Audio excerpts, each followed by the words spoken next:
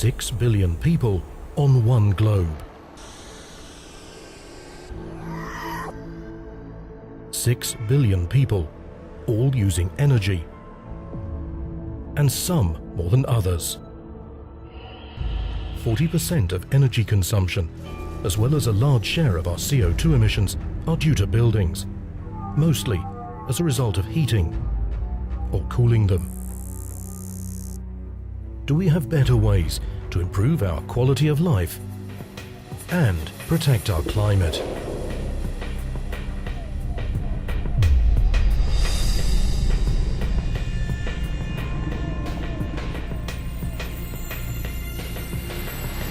In your heart, you know something must change.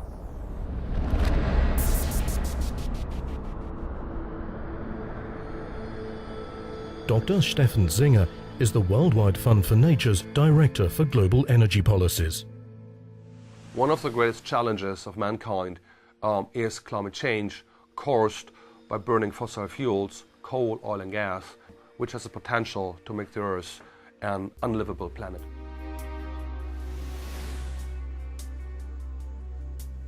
Fortunately, energy consumption and CO2 emissions are directly related. So with the right solution, we can both save money by using less energy and actively contribute to reducing climate change.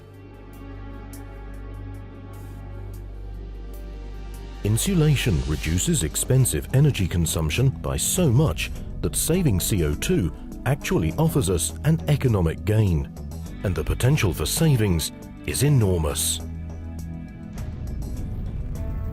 Not surprisingly, the degree of insulation has a large impact on our overall housing costs.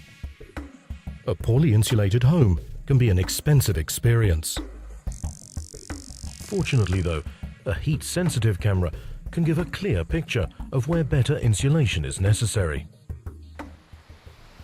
In Europe, for example, almost €500 per person are needlessly wasted because of poor insulation. If we're going to reduce energy consumption in buildings, then insulation and a carefully designed building construction are very important.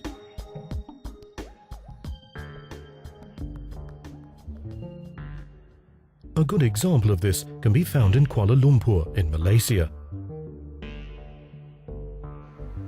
Here, the Energy Ministry commissioned a new energy-efficient office building. And Dr. Roy from the Energy Ministry sees great opportunities for energy efficiency savings as a result of buildings being insulated. Many buildings in this country, especially residential buildings, are built without any due consideration of insulation, either particularly in the rooftop. And being a hot country with the sun right on the top at noon onwards, there's significant potential to reduce the heat gain in the house from rooftops by using this insulation.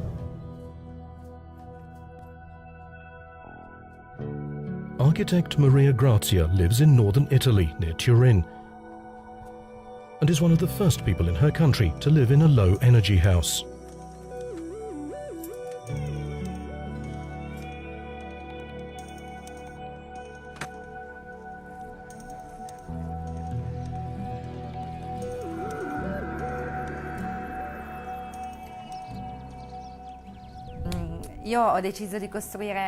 I built a low-energy home because at the time, none existed in Italy, and I wanted to prove it was possible.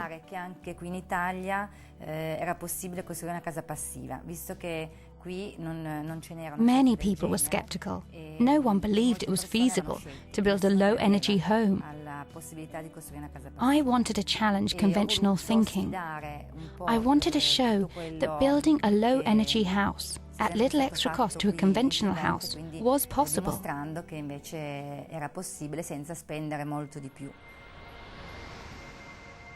Energy-efficient buildings are an obvious choice in cold climates.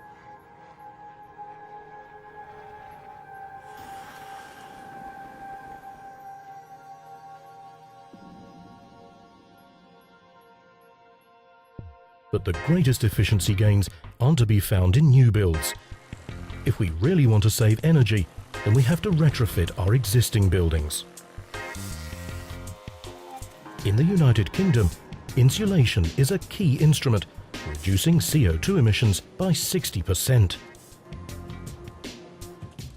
Philip Selwood has worked with helping drawing up the targets for reductions in CO2 emissions. The most effective way of reducing your emissions and indeed reducing your energy bills is to insulate. So first and foremost we say to people put in loft insulation, draft proofing, cavity wall insulation, because this will enable you to save about £300 a year every year, and also will be the biggest contributor to reducing your CO2 emissions. Similar results are possible in Eastern Europe, where huge masses of building stock remain poorly insulated.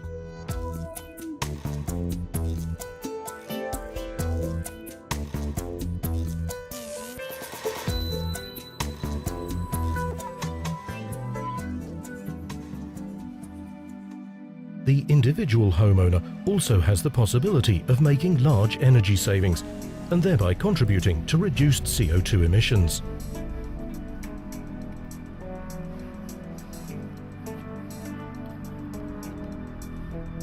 According to the German Energy Agency, homeowners can save 11 tons of CO2 annually if a poorly insulated home built before the oil crisis is modernized to low energy standards. This house in Germany, originally built in 1952, has recently been renovated and insulated, with the result that energy consumption has been reduced to approximately 1/5 of original levels. Owner Markus Schröder explains. I think it's very important for us to do something like this because we live in this house for many years. We have to pay for energy costs, and these energy costs will increase. A low energy house, I would say, is one of the best investments you can have for the future. Another positive benefit of correct insulation is a better indoor climate. The indoor climate is becoming very good in comparison to the old house. Then we realized that we have a really good noise reduction, so it's no problem to sleep well in the night. Insulation is the thing that you should do first and foremost, because it's the measure that brings the greatest benefit in terms of finances, it's the greatest benefit in terms of the environmental impact, and it has the greatest impact on long-term health of householders. And if you like, it's without question the lowest hanging fruit. We know that something must be done. It's time for action, because the cost of doing nothing is far too high. We must reduce CO2 emissions. The consequences of not doing so are already known as an inconvenient truth.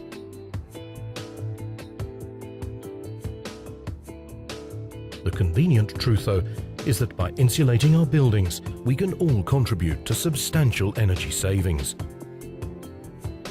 which is good for our own economy and good for the environment. So now, it's a matter of picking this low-hanging fruit: insulation.